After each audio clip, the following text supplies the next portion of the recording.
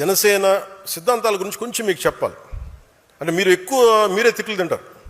మీ వాడికి కన్ఫ్యూజన్ ఉంది, ఒకరోజు సనాతన ధర్మం అంటాడు, ఇంకో రోజు ఆ కులం అంటాడు, ఇంకో రోజు ఇది అంటాడు. అలాగే బిడ్డ మీకోసం అన్నీ చెప్తాను నేను. అంటే జనసేన ఎప్పుడు కులాల గురించి మతాల గురించి మాట్లాడద్ది అంటే, నేనేం చెప్పాను, మనకున్న 7 సిద్ధాంతాల్లో కులాలని కలిపే ఆలోచన విధానం, మతాల ప్రస్తావన లేని రాజకీయం.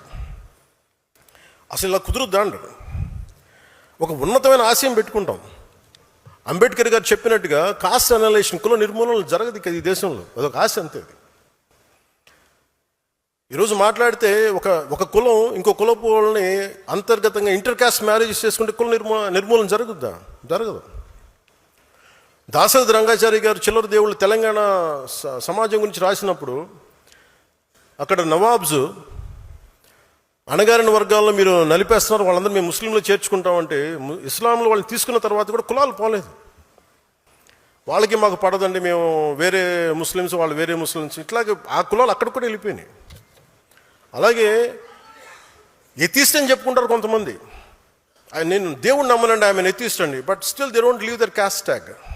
వాళ్ళు కులాలను వదలరు. మతం మారిపోయా ఉంటారు, కులాల ట్యాగ్స్ని వదలరు. అంటే ఇది వాస్తవం కదా. అంటే కులాలని నేనేంటంటే కుండ బద్దలు కొట్టని చెప్తాను. ఇది ఒక వాస్తవం ఉంది, దీన్ని అర్థం చేసుకుందామని. అలాగే నిజంగా కుల నిర్మూలన జరగాలి, దేశం అంతా అన్ని రాజకీయ పార్టీలు ఆలోచించాల్సింది. బీసీ సాంఘిక సంక్షేమ వసతి బాలికల గృహం, ఎస్సీ ఎస్టీ బాలికల గృహం, ఎస్సీ బాలుల గృహం. చిన్నప్పటి నుంచి మీరే కులాలను పెట్టి నేను మాట్లాడితే ఇబ్బంది వచ్చిందా మీ అందరికీ? నిజంగా మీరు మాట్లాడాలంటే ఫస్ట్ ఇవి ఆపేయండి. ఫస్ట్ ఇవన్నీ 10th క్లాస్ బిడ్డ పాస్ అయితే బాగా చదివింది అనుకోలేదు, కానీ ఏ కులం సర్టిఫికేట్ రాస్తే మీరు ఎక్కడ తీస్తారు? వ్యవస్థీకృతం అయిపోయింది కాస్ట్. నేను అర్థం చేసుకోగలను. అందుకని కులాలను తీసేయలేము. కోరటి వెంకన్న పల్లె కన్నీరు పెడుతుందంటే, అరే మనకి వృత్తులు పోయినాయి అని బాధపడతారు. ఇది మనకి సాలెల మగ్గం బూజు పట్టేస్తుంది, ఇలాగ వృత్తి కులాలన్నీ నాశనం అయిపోయినాయి. ఇవన్నీ మాట్లాడుతుంటే అంటే మనకి వృత్తి ఆధారిత కులాలు. అందుకని కులాలను టక్కటక్కమని తీసేయలేము. మేబీ ఒకరోజు అసలు కుల ప్రస్తావన లేని రాజకీయాలు సమాజం ఉండాలని కోరుకుందాం. కానీ ఈ లోపు మనం ఏం చేయాలి? కులాలని కలిపే ఆలోచన విధానమే ఉండాలి. మాట్లాడితే ఇక్కడ మనకు ముఖ్యంగా ఆంధ్రప్రదేశ్కి సంబంధించి అంటే మతాలు మారినా కులాలు వదలరు, దేవుణ్ణి నమ్మమంటారు కానీ కులాలను వదలరు. ఇందాక చెప్పినట్టుగా caste always have issues, but what is the most pragmatic approach? Interdependence and cooperation is needed for pragmatic policies. భారతదేశంలో ఉండే ప్రతి కులం మరో కులం పైన కొంతమంది మీద ఆధారపడి జీవిస్తుంది. ఎందుకంటే మన సమాజం కుల వృత్తుల ఆధారిత సమాజం.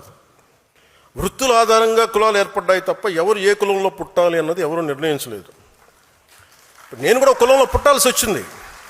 I was Born in a cost which I cannot undo it, but I never confine to a cost because for me humanity is bigger.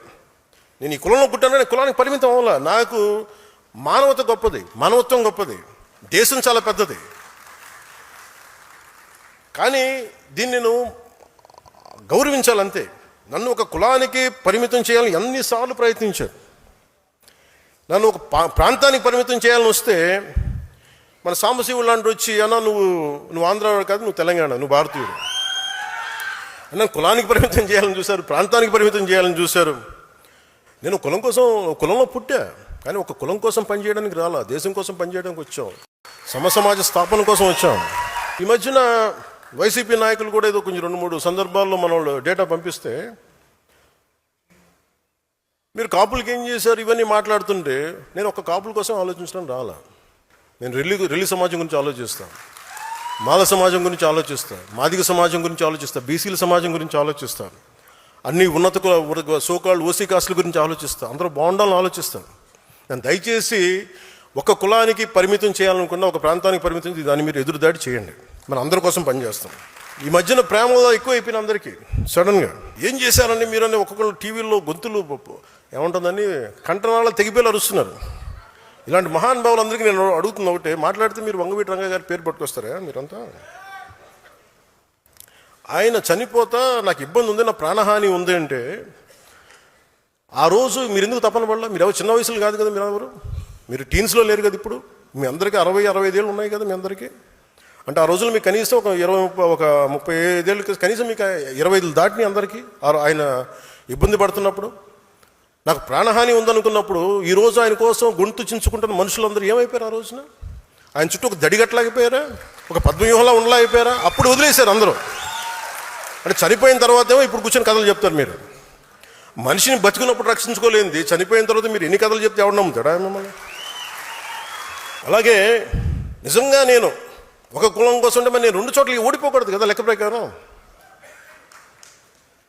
భీమవరంలో ఓడిపోకూడదు, గాజువాకలో ఓడిపోకూడదు, కులం అంతా వేస్తే. అలా ఈరు that's a point I want to make. అలాగే కన్షీరామ్ గారు వచ్చినప్పుడు తిలక్ తరాజ్ తల్వార్ ఇంకో జూతేశా మారో అనేది ఉంటుంది.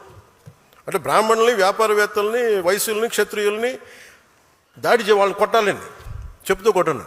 కానీ అది కొంతకాలం పనిచేసింది, అప్పుడున్న పరిస్థితులకు దీనికి పనిచేస్తుంది. కానీ ఇంకొక టర్మ్కి వచ్చేటప్పటికి అది సర్వజన సమాజం, బహుజన సమాజం.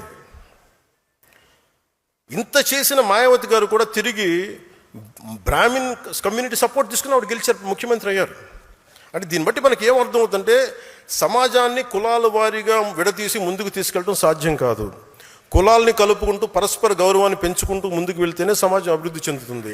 అదే జనసేన విధానం, అదే నేను చూపించాను, మీకు నిలబడి చూపించాను.